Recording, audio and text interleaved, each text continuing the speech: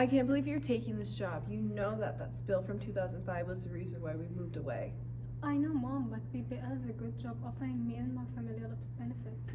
Well, I didn't benefit from the 100 million gallons of contaminated water dumped into my drinking water from them. All the arsenic in the water could have given me cancer. What if I ate one of those fish from the river and inhaled all the coal ash? That's why we moved away from the Delaware River, and now you're going to be living 5 minutes away from the power plant. What about my grandchildren? Are my grandchildren going to be okay? Are they going to grow up with cancer like I could have? Mom, you're being dramatic. I know you think this company is awful, but this specific power plant was shut down and turned down in 2009. This is a new power plant that just happened to own by the company. It's not the end of the world. My kids will be fine. You say that now, just wait till the nurse calls us back. You think by now, with no one in this waiting room, we could finally have someone to talk to. Like, oh my gosh.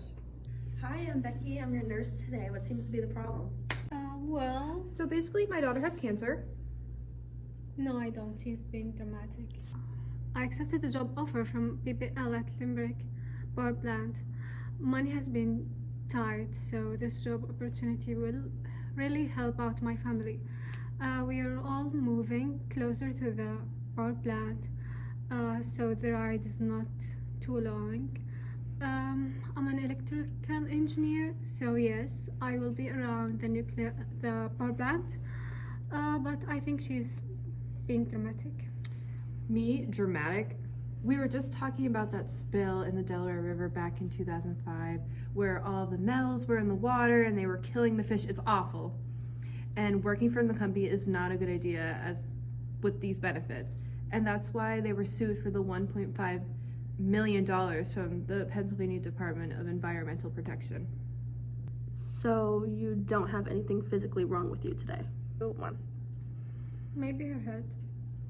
Then let's just start at the basics. Nuclear power plants are used widely across America. In the United States, 92 nuclear reactors power tens of millions of homes and anchor local communities. In Pennsylvania, there are only 5 nuclear power plants: Beaver Valley Power Station, Peach Bottom Atomic Power Station, Susquehanna Steam Electric Station, 3 Mile Island Nuclear Station, and Limerick Generating Station, which is the one you'll be starting at. 2, 1. Wow, that's a lot. So all the electricity is coming from all these power plants? Well, in 2022, about 4 billion kilowatt hours of electricity was generated in the US. About 18% was from nuclear energy, about 22% was from renewable energy sources, and about 60% of this electricity generation was from fossil fuels, coal, natural gas, petroleum, and other gases. Well, how does the power plant even produce that much of electricity? So that's a really good question. Nuclear power plants are stations that use heated water to produce steam. This steam is the energy source used to spin large turbines, producing electricity. To heat the water, nuclear power plants use heat produced during nuclear fission. Wait, what is nuclear fission? What does that have to do with all this? So, nuclear fission takes place inside the reactor of the nuclear power plant, specifically in the core of the reactor that contains uranium fuel. In nuclear fission, atoms are split apart to form smaller atoms, releasing energy. The heat produced from nuclear fission is used to boil the water into steam, turning the blades of the turbine. The turning blades of the turbine generate the electricity. Okay, that makes sense now. So what happened to the water after all this? Is it all used up? Well, after all that is done, the water is cooled in a different station to be reused next time the steam needs to be produced. So they reuse the water each time. What about my daughter being exposed to the metals and the radioactive material? In terms of radioactive materials, nuclear power plants use energy released by the decay of certain radioactive isotopes to produce electricity. Whoa. What are radioactive isotopes? It's okay. A radioactive isotope is an unstable form of chemical element that releases radiation as it breaks down and becomes more stable. Additional radioactive isotopes are produced during this process. So I'm going to work with radioactive isotopes? Not entirely. Working at a power plant can increase your risk of exposure to certain metals, but if you are wearing the proper protective equipment for your job, you have less of a chance of being exposed. Are you aware of the equipment you need to wear while working? Yes, I have to wear rubber voltage gloves and use an insulated toolkit to reduce the risk of electrical shock. Also, I wear goggles, earmuffs, and work boots, and a hard hat to protect my eyes, ears, feet, and head while working. So, are you gonna show me this PPE? I actually have a pamphlet for you that shows all the PPE she's wearing. So I'm glad that you're knowledgeable about the procedures according to your work environment. There are national guidelines by OSHA to assure that workers are safe, so in normal situations, there's nothing to worry about. So what about me and my grandchildren? I'm sure there's effects for living around the power plant in the long term. What if an accident happens? So these accidents you're talking about are very rare accidents, but there is always a chance for accidents to happen anywhere, so you just need to be knowledgeable about how to deal with them to minimize the effects. Well, what do you mean by that? Can you elaborate? Because me and my daughter don't know what to do if an accident happens. Of course, I can give you some more information about that, but I just want to let you know I'm not trying to worry you. I just want to properly educate you both on this matter. Oh my God. Now, when an accident occurs, there are a few radioactive isotopes released, such as iodine-131, cesium-134, and cesium-137. These radioactive isotopes can be exposed to humans through inhalation and ingestion. Inhalation and ingestion of what? So for iodine-131 exposure, it mainly comes from ingesting contaminated water, milk, or food. However, exposure to inhaling dust particles in the contaminated air from the iodine-131 can also occur. With cesium-134 and 137, the exposure can be internal or external, whether it's coming into contact with the contaminated materials on site or from inhalation or ingestion. So let's say an accident occurred in my area. What would the healthcare professional would do? Professionals will play a really important role in any radiation emergency.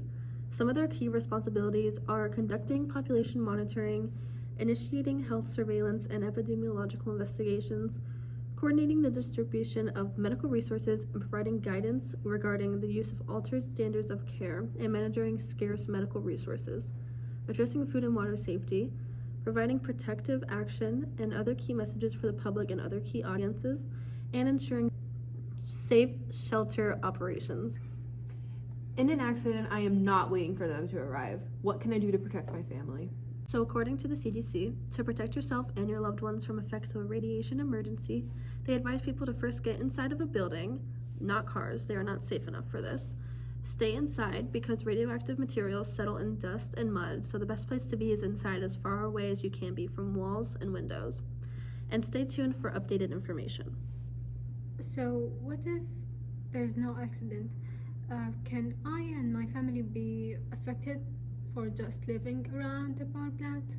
Major environmental concern related to nuclear power is the creation of radioactive waste. These are uranium mill tailings, used reactor fuel, and other radioactive wastes.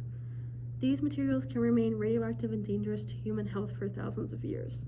I really don't like the sound of this. We shouldn't have moved here. Well, at high doses, ionizing radiation can cause immediate damage to a person's body, including radiation sickness, thyroid cancer, or even death.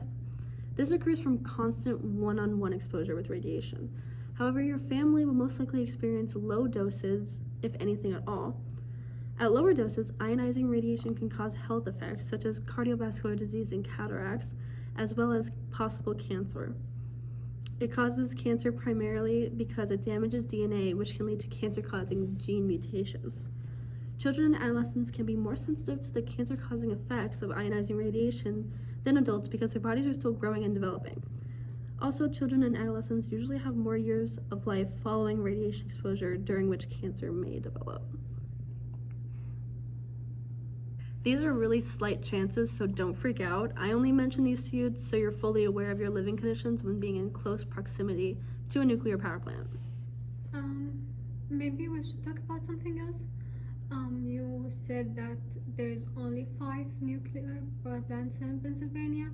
Are there any other power plants were closed in the past? So, yes, in the past, a nuclear power plant was shut down because a combination of equipment and operating failure led to the partial meltdown of the power plant's Unit 2 reactor at the 3 Mile Island station. This resulted in the release of a small amount of radioactive material. There were no injuries, deaths, or direct health effects caused by the accident, and there were no adverse effects to the surrounding environment. What other reasons can lead to shut down a nuclear power plant? So another reason for the shutdown of nuclear power plants is the lifespan of that power plant. This is a really big reason for a decommission because most power plants have a life that is not economically feasible to operate them. Some early power plants were designed for a life of about 30 years, but with improvement can continue well beyond this. Is that specifically for the United States? So despite extended relicensing, U.S. reactors continue to close due to technical safety issues, adverse economics, and shifts in energy policy. Nuclear power is economically failing in an electricity market dominated by more competitive energy generation and increasing demand-side management. Okay, good. I don't want any more of those power plants being built. I already think there's enough radiation being put on this planet. Well, some nuclear power plants are currently undergoing construction. Workers have begun loading radioactive fuel into a new nuclear reactor in Georgia, putting the first new American nuclear reactor built in decades on a path to begin generating electricity in coming months. The 2 new units combined are projected to produce enough power for more than 500,000 homes and businesses. This is the only nuclear power plant under construction in the United States as of right now. Much better because now we are educated properly. But I'm surprised. How do you know all of this information? When I was in college studying nursing, we took an environmental health class by Professor Julie McMonigal. She taught us ways that the environment can impact our health. This was something I never considered before, so I'm glad that I had the opportunity to take this class. Thank you for all the information you provided for us today. My nerves are finally settling. No problem. Just come by or give me a call if you ever have any more questions. I'll give you some pamphlets on your way out with some more information about your situation. But before I go, I want to leave you with this. Industrial safety hazards are best addressed using a hierarchy of prevention and protection. These are often referred to as the 5 safety basics. So step 1, identify the hazards and monitor them for change. Step 2, eliminate the hazards whenever practical. Step 3, control the hazards whenever they cannot be eliminated. Step 4, protect the workers by providing and using PPE. Step 5, minimize the severity of an injury if an accident occurs. These 5 steps are used as protection measures for employees and surrounding communities. It was really great talking to you guys, but now I need to go check on my patient.